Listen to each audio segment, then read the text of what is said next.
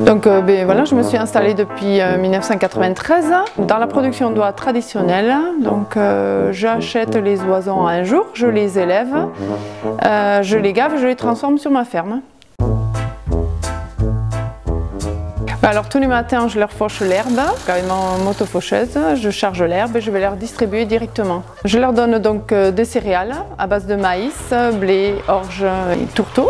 Elles sont en liberté continuellement à l'état pur dans leur parcours. Elles rentrent juste dans les bâtiments pour s'abriter. L'oie que je fais, c'est donc de l'oie traditionnelle. Le fait de tarder dans la durée d'élevage, ça garantit une qualité du confit, surtout pour la viande, quoi.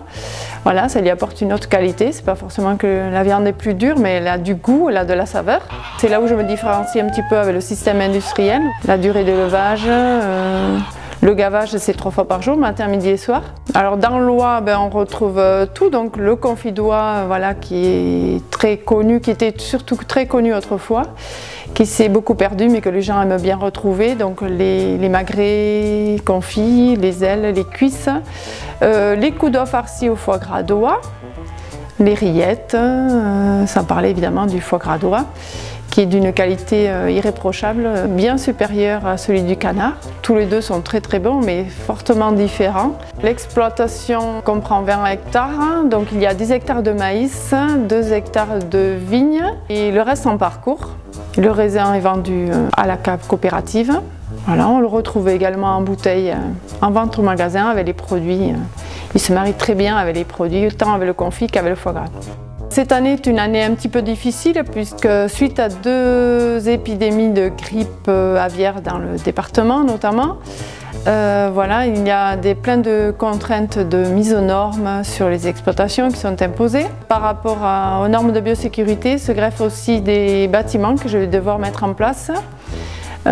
Ces bâtiments, donc je prévois l'installation de 2 bâtiments.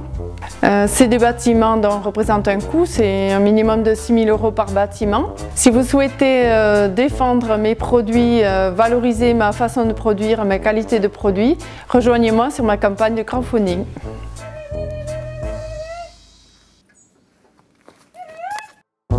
C'est top.